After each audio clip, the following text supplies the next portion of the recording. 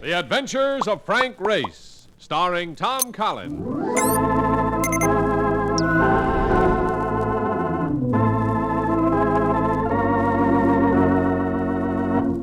The war changed many things, the face of the earth and the people on it. Before the war, Frank Race worked as an attorney, but he traded his law books for the cloak and dagger of the OSS. And when it was over, his former life was over too. Adventure had become his business. The Adventures of Frank Race.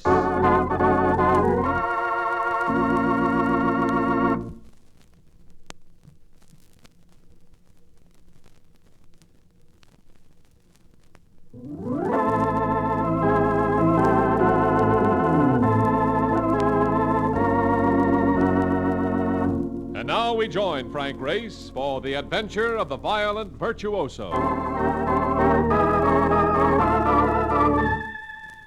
It was one of those evenings where sooner or later you know you're going to end up on the fire escape. It had been hot all day, and it was still hot. And the weatherman had just informed the city by radio that there'd be more of the same tomorrow. Unfortunately, when a weatherman forecasts heat, he's always right. So I was reclining, trying to divert myself with a five-star final, when Mark Donovan came in with a proposition. Hey, look, what do you say we go out and do the town, huh? Oh, go away. You've just had a shower and it's gone to your head. No, I mean it. Look, let's go out and get ourselves a couple of warm-hearted females, huh? Mark, I regret having to break it to you, but at this moment, anything that can be described as warm seems utterly distasteful to me.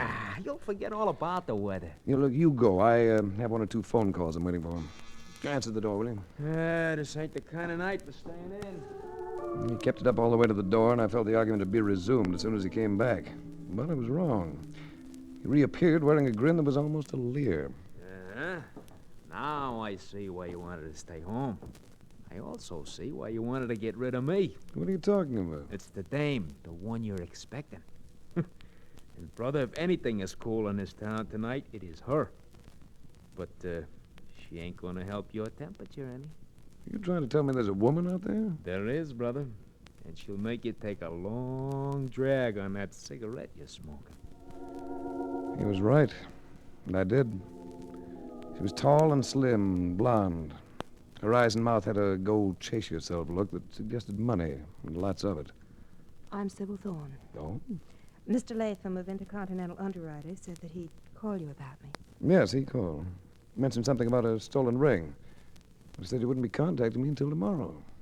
I got restless. Do you mind? You know, I don't mind. I don't mind at all. Could I have a cigarette? I finished the last of mine coming over here. What would you like? Oh, I'll take the kind you're smoking. And I'll take a drink, too, if you have the ingredients. We have the ingredients. And Mark, 10 bar, will you? What's your preference in this? Have them surprise me. You hear that, Mark? I did. 3 surprises coming up. Latham didn't say much about the ring. Did you lose it? It was stolen from me. Valuable, I suppose. Oh, I paid $7,500 for it. But I don't want to collect the insurance on it. I want the ring back. How about the police? I'd rather not have the police in on it yet. You see, it was stolen from me by a friend. That makes a lovely picture. Will you take the case? Chalmers Latham said you would. I guess so, Duchess. Who's the friend? Did you ever hear of an actress by the name of Carol Corson? Yes, I've heard of her. Better than that, I know her. You're not trying to say that Carol Corson's a thief? I'm not trying to say it, Race. I am saying it. On second thought, I don't think I'd do you any good on this case, Duchess. You've already taken the case, Race. I wouldn't like it if you turned me down now. Here you are. 2 tall ones guaranteed to cool your temperatures down to 0. In fact, they might even embalm you. Thank you, Mark. Race, Yes, Duchess. you will take the case, won't you? Yes, I'll take it. But before we get through, you might not like me.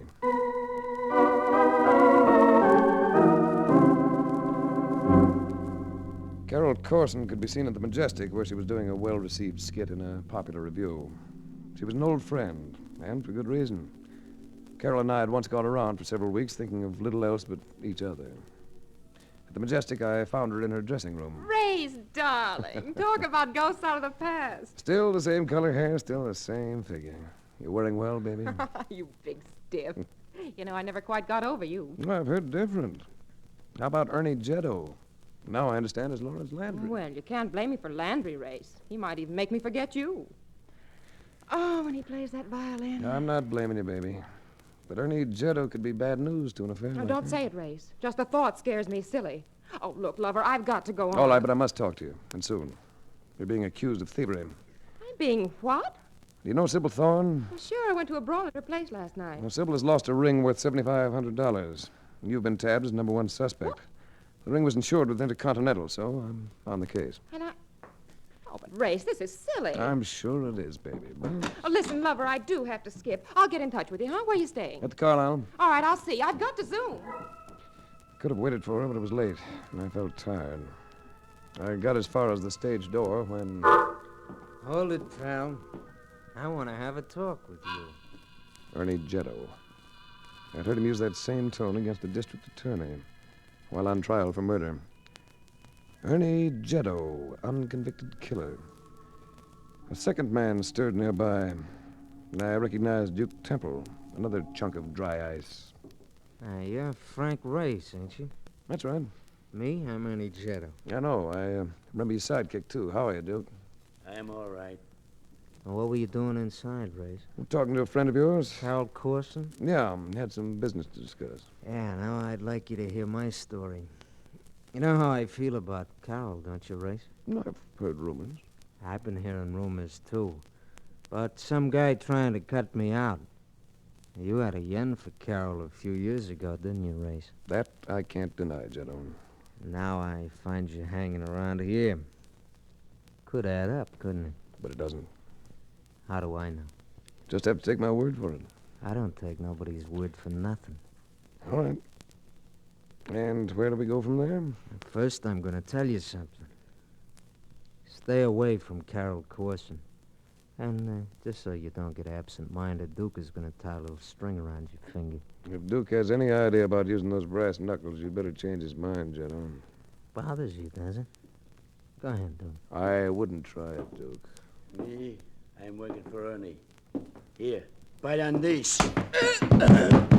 Sorry, Duke. I never cared for brass knucks.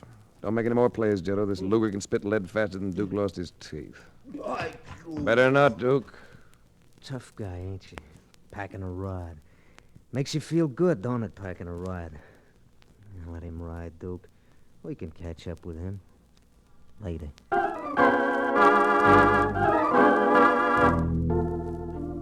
For the next couple of days, the case showed about as much activity as a Philadelphia weekend. Heard nothing from either of the two women involved. Then on the morning of the third day, I got a call from Sybil Thorne.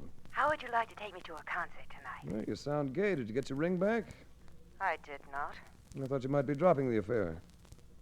I am not. And I want you to keep on with it. Have you done anything? Stirred up a case of physical violence in myself, but nothing else. If I'm going to be of any value to you, Duchess, I'll need to know more about this business. So, we should get together. How about the concert idea? Do you like violinists? Well, like anything's good. Oh, Lawrence Landry's great. He's new and brilliant and... Landry? Is it his concert? Yes.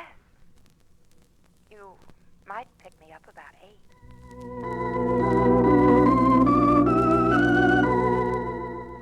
Well, that evening, just as I was ready to leave, Mark Donovan came in, so I commandeered his services as a driver. Look, this is the dame that was here the other night. The same. Where's your cab? Halfway down the block.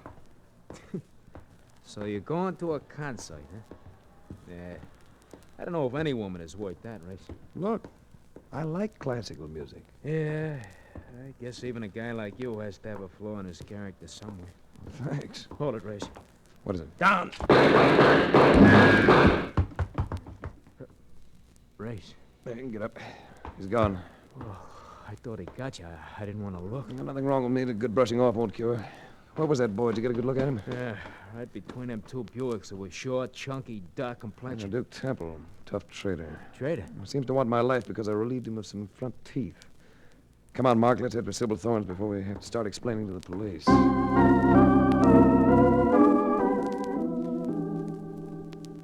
Lawrence Landry put on a good show. Young American, he had the looks to catch himself a feminine audience wherever he went. but he was no great violinist. Teresa Vane, his accompanist, was a far better musician. As a solo number, she keyed out a rendition of the Appassionata that saved the evening for me. Afterward, I went backstage with Sybil Thorne and met both of them. Oh, Larry, you were marvelous. I enjoyed it ever so much. I'm glad, Sybil. I thought the audience a little lukewarm. Oh, no, darling. They were mad about you. Weren't they, Race? There was a question about uttering a falsehood or making myself disliked, so I avoided the issue by turning to Teresa Vane with my opinion of her work. Well, I'm glad you enjoyed it, Mr. Race. Oh, I more than enjoyed it. That job on the Appassionata enthralled me. It's wonderful of you to say so. I thought you were great all the way. Mr. Race, you've made me very happy. But I hadn't made Sybil Thorne happy. And later in the cab, I heard about it. I don't understand you, Race. Why did you have to go so completely overboard for that girl's playing? You didn't say a word about Larry. If I'd praised Landry's work, I'd have been a hypocrite. He's far from being a first-line violinist. You're insane. Why, he's marvelous. Have a cigarette, Duchess. Listen while I tell you something. You're infatuated with Landry, and it makes you blind and deaf. It's made you hate Carol Corson, too. You are insane. I was able to put the picture all together tonight. Landry goes for Carol, so you detest the girl. Which casts quite a doubt on your loss of that ring. Are you accusing me of lying? I'm accusing you of a more horrible malady. Jealousy. And I'm going to do you a favor. I'm going to write this case off as finished. For your sake, Duchess. For your sake.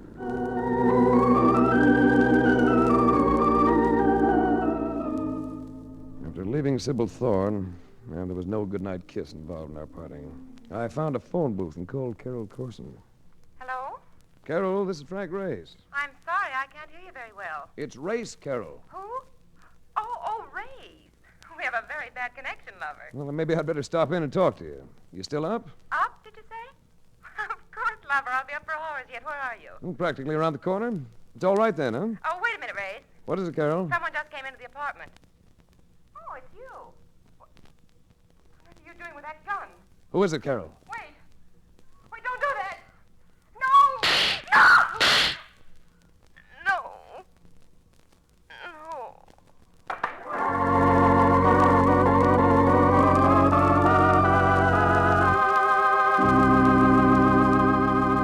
We'll return to the adventures of Frank Race in just about 1 minute.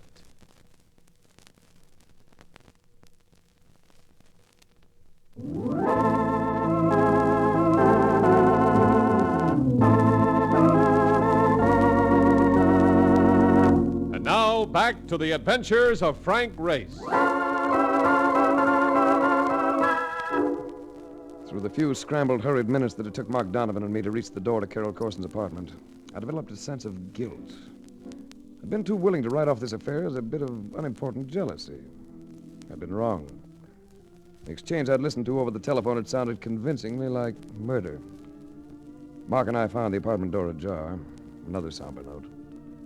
We went inside.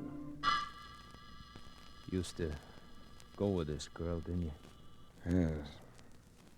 Yes, I used to go with her. Through the chest. Won't do no good to send for a doc, Race. No, won't do a bit of good. Well, what are you gonna do? The only thing I can, Mark, call the police.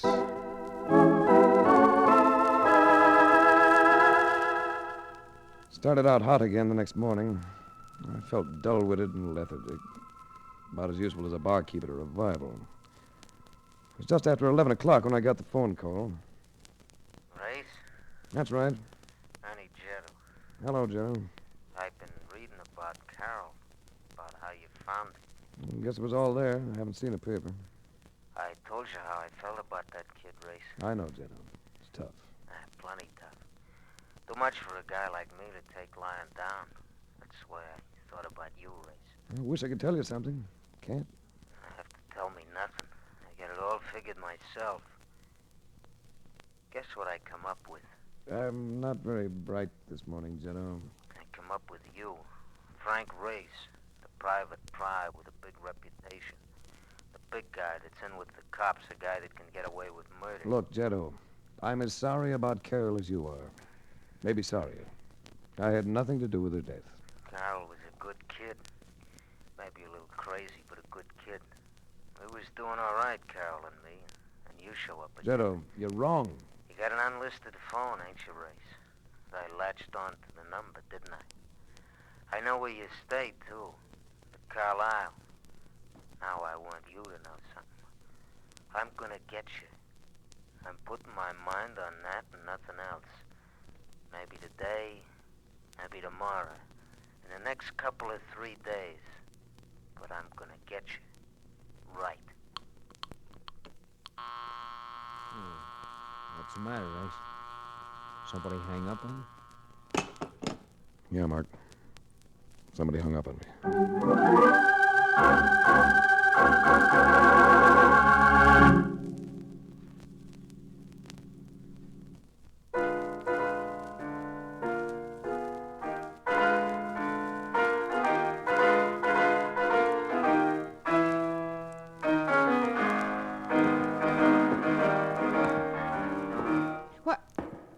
Mr. Race. Hello, Miss Vane. Forgive me for interrupting you, but I'm anxious to find Landry, and I haven't been able to locate him anywhere. Well, not even at his hotel? And that's it. I don't even know where he's staying. The Commodore, 2205. Oh, thanks a lot. Readying something for a concert? Yes, one of my solos. Beethoven's 12th, you know it, of course. We're here again next week. I hope you can hear it. I hope I can, too.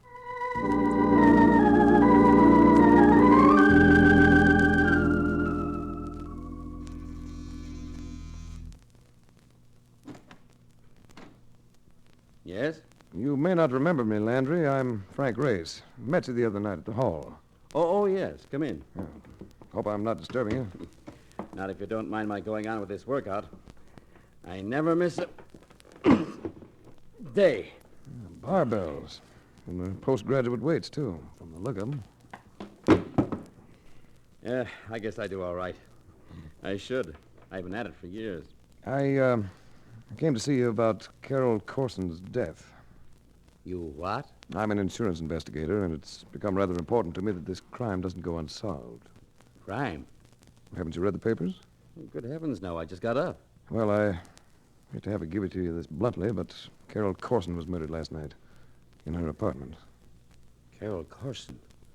Murdered? That's it, Landry. Race. Excuse me a few minutes while I get into some other clothes. There'll probably be reporters coming. He took more time than just a few minutes. So much more that I began poking around the room for diversion. Well, there was nothing to look at in the way of reading matter except a stack of programs he'd played across the country. They proved to be a very interesting measure of his skill. He had a limited repertoire. He offered nothing very demanding in the way of technique. Teresa Vane's share of the program seemed equally light, an addiction to sweetness and gaiety. Oh, you still here, Race? I thought you might have given me up. He was wearing a fresh carnation buttonhole of a double-breasted job that did a lot for his strong physique. He was a boy ready not only for reporters, but photographers as well. What was it you wanted to discuss about Carol? She was carrying a torch for him. I had the feeling it might have been mutual. I may have been wrong. Why, I liked Carol, of course, but there was really nothing too serious between us. How about you and Sybil Thorne? I'm very fond of Sybil. Do you mind telling me if you were with Carol Corson last night? Luckily, I wasn't. Not last night. Could you prove it? Why, well, proving it might be a bit awkward. It might be a lot more awkward if you can. What do you mean? We're talking about a murder. Murders have a way of getting downright nasty with reputations. You mean I could get bad publicity out of this? It's hard to say which way it'll twist. But no one's been to see me yet, and it's mid-afternoon. Maybe the police won't know about... Won't know about your connection with Carol? They'll know. Because you'll tell them. Is that it? I won't go out of my way to tell them, but I may have to. You're trying to make something out of nothing. I know a lot of women. I happen to be popular with them. Yes, you sort of work at it, don't you? I work at other things, too. I'll demonstrate one of them. He took me suddenly by surprise, moved in, gripped my arms, lifted, jammed me against the wall. There, Race. Completely helpless, aren't you? And I can step back and... There. I'll do that a few more times. I've got to have a new opening into the adjoining room. Wouldn't do you any good either, would it? It makes an interesting game, all right. Do we keep it up, or have you expended enough energy? I just want to make sure you're impressed with the fact that I didn't see Carol Corson last night. Also, that there was nothing serious between us. So I'm not to say anything to the police. That's right. Well, now that I've been properly impressed, would you mind putting me down? The evening papers broke the thing wide open as far as Landry was concerned, without my saying a word. Couldn't help grinning when I saw his picture on the front page. But Ernie Jeddo's likeness was there, too. And looking at that wiped away the smile and left me with a tight little knot in my stomach. Ernie Jeddo had been picked up, but I felt it wouldn't be long before he'd be free. That meant anything but pleasure for yours truly. If I wasn't working for anyone else in this case, I was working for myself. Another complication entered the picture about 9 o'clock when Sybil Thorne showed up at the apartment. I thought we should get together and have a talk. Sounds like a sensible idea. Come in. You know, Larry Landry is furious with you, don't you? You must have just seen him. I just talked to him by phone. Larry and I have a date tonight after the concert. You sound quite smug, Duchess. And you don't like it. In a way, you deserve that, Turkey. But I get the feeling that in a lot of other ways you could be pretty regular. Careful, Race. You're getting out of character. Why did you come here? Why, Make it a good one, Duchess. you're still working for me, aren't you? Well, maybe I'm giving you more credit than you deserve. You came to gloat. Why? Oh, stop it. You came to put across the effect of a very cool lady on a warm night. Well, you've clicked. I'm thoroughly affected. And what am I supposed to do now? Go home? No. Not yet. Not until... I took her in my arms. Those cool-looking lips had warmth and softness. That slim-looking body had... Well, I didn't let it go right away. She still kept her hands on my shoulders as I drew back to gaze at her. Don't get any ideas, Race. I'm still going to keep that date with Landry. All right, Duchess. As I said before, maybe you deserve him.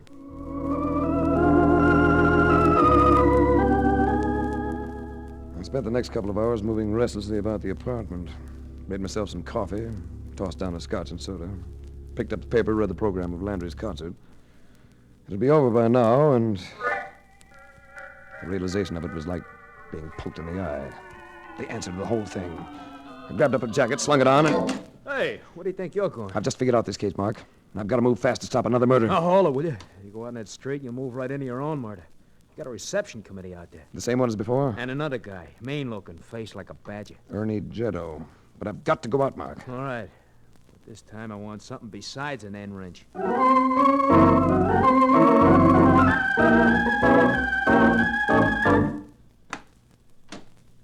Yeah. There's your Jeddo, pal. Across the street by the lamppost. The other guy's somewhere around. I'm going out. Cover me. All right.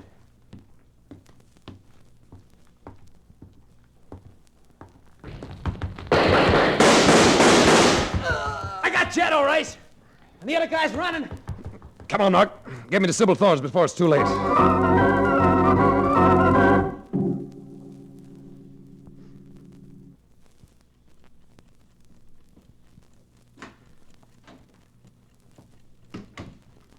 Now you can turn on the light.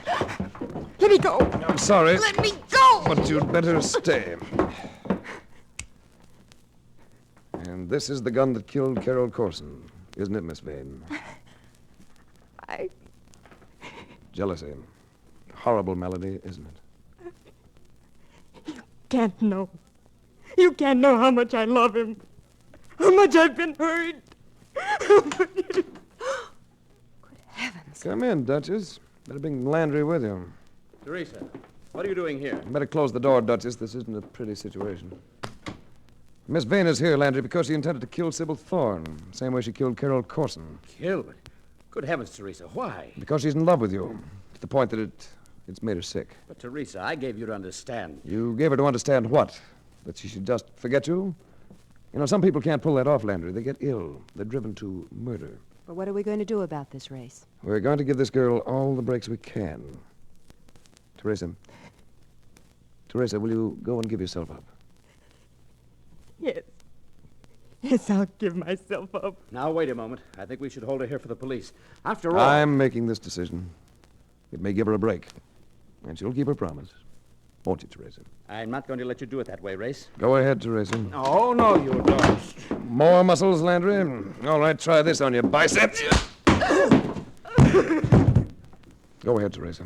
You'll find a cab downstairs. The driver will know where to take you. All right.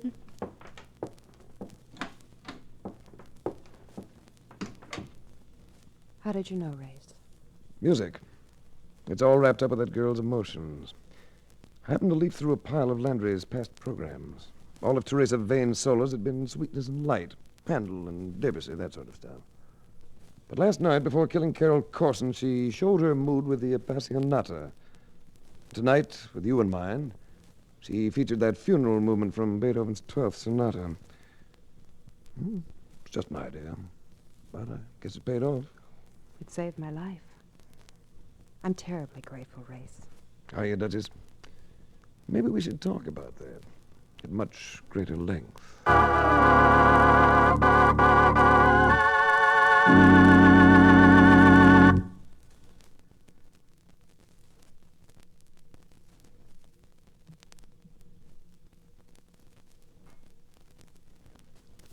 The Adventures of Frank Race, starring Tom Collins with Tony Barrett as Mark Donovan, comes to you from Hollywood. Others heard in tonight's cast were Lillian Baeff, Tom Holland, Michael Ann Barrett, and Wilms Herbert. This series is written and directed by Buckley Angel and Joel Murcott. The music is composed and played by Ivan Ditmars. Be sure to be with us again this time next week for another dramatic chapter in The Adventures of Frank Race. Art Gilmore speaking. This is a Bruce Ells production.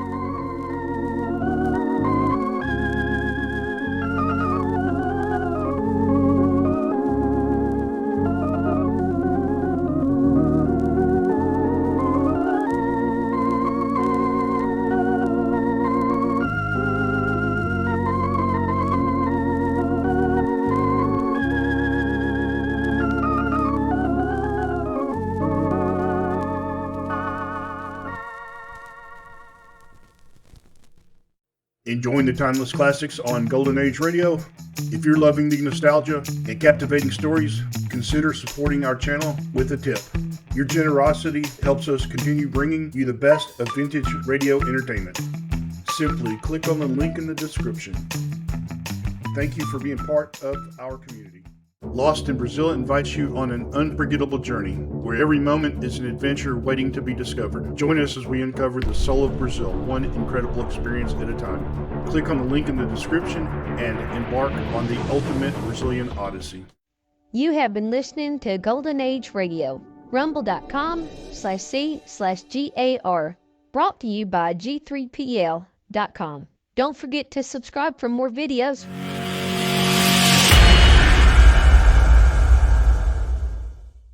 I would like to extend my sincere gratitude to Old Time Radio Research Group for their remarkable efforts in preserving and archiving the captivating world of old time radio programs. Their dedication to safeguarding these precious audio gems ensures that future generations can relish the enchanting stories, music, and entertainment of the past. Their invaluable contribution allows us to step back in time and experience the magic of radio history firsthand. Their link is in the description below.